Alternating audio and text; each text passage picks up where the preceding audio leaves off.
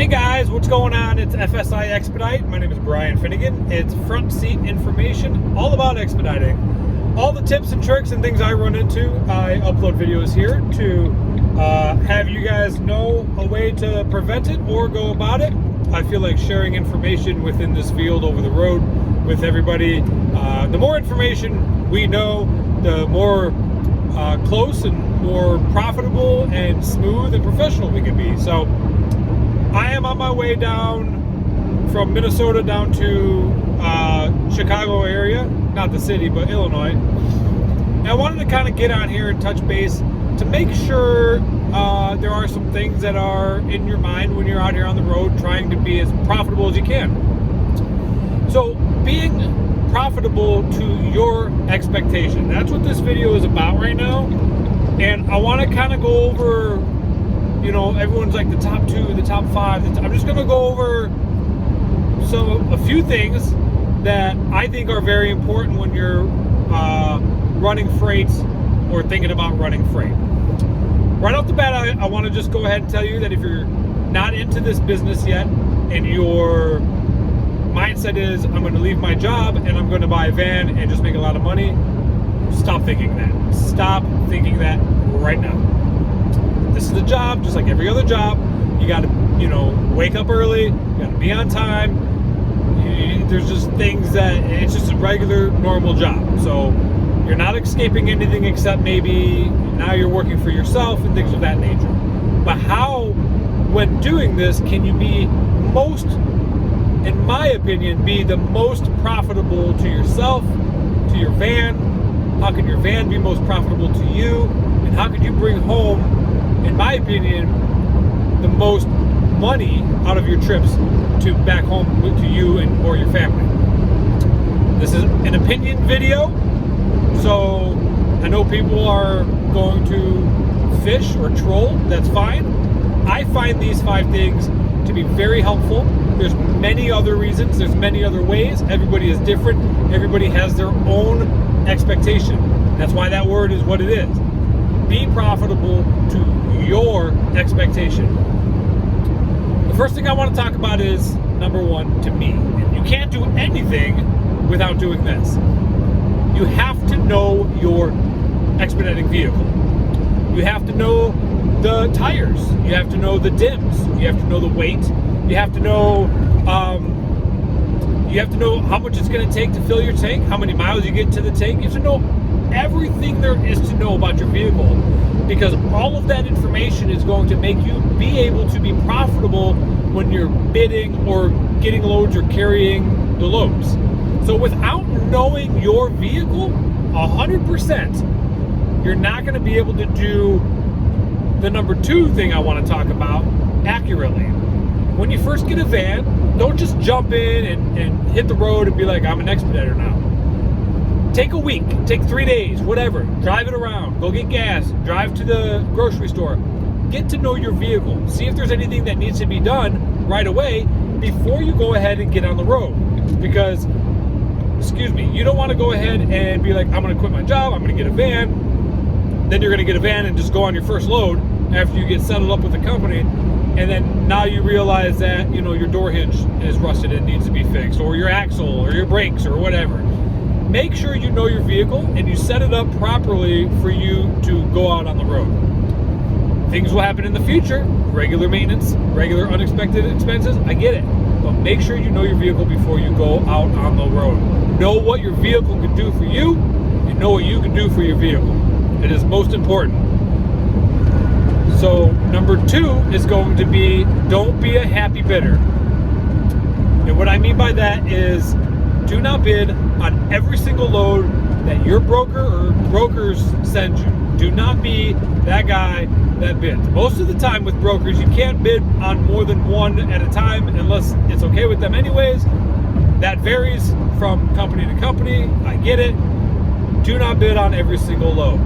You're going to make yourself look desperate. There is no reward to how many you bid on in a month. There's most likely there's no raise. You know, you're an independent contractor. You bid on what is pretty much the numbers based on, number 1, knowing your van. Be profitable in your numbers, your fuel surcharge, your mile charge, what you can carry weight-wise, height-wise, skid-wise. Know all that. Number one and number two go hand in hand. So know your van, know your vehicle, and then be profitable on bidding. Do not be a happy bidder. Don't do it. Do not bid on everything. Bid on the ones that you know are going to be most profitable.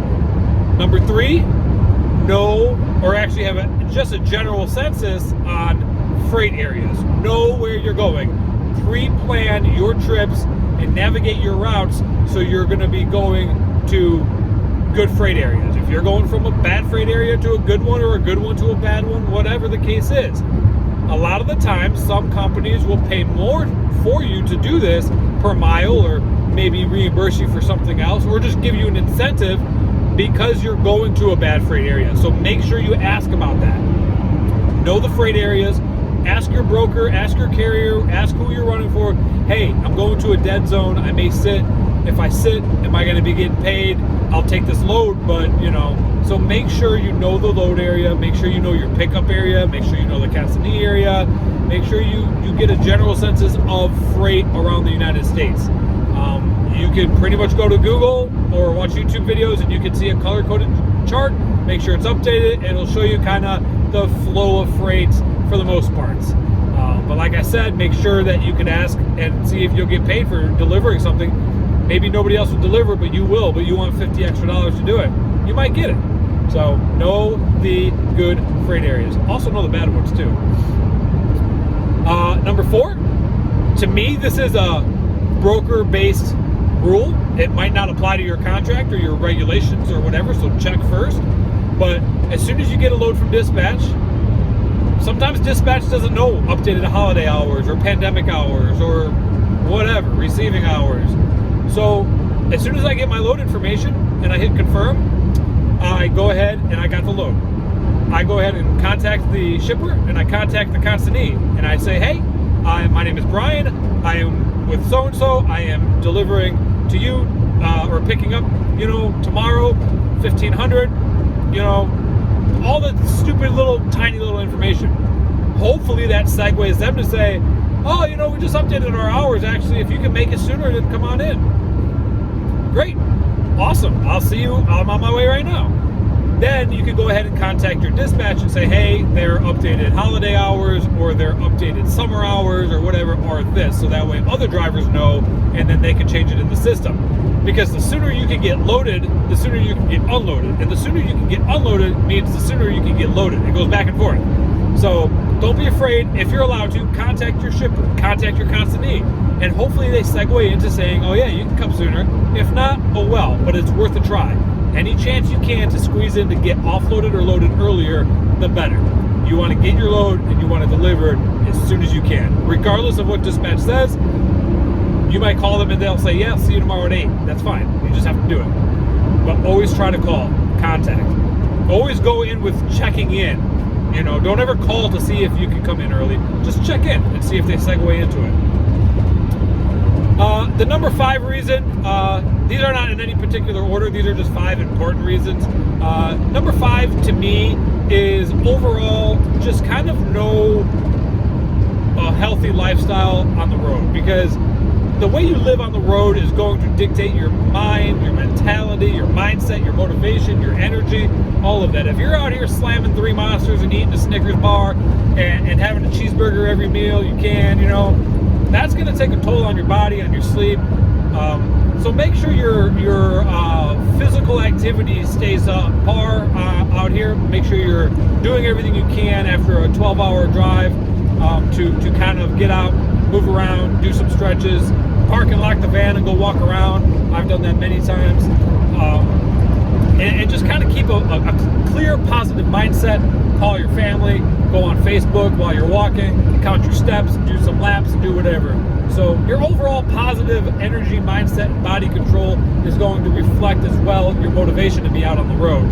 And it's also going to kind of reflect maybe at the customer service standpoint too. You're not going to be all groggy and processing junk food. And so keep up a good health standard while you're out here. And with all 5 of those, there's many more, but with those 5, I'm pretty sure you're going to be able to be the most profitable you can, or at least on your way to being the most profitable. So front seat, information, FSI, I'm glad that I can help, and I really hope that the information here can help you either help somebody else or, you know, be more on the road to being more profitable, because we're all out here to make money. So FSI Expedite, add you again, hopefully with another good front sight information tip, and keep those in mind while you're out here.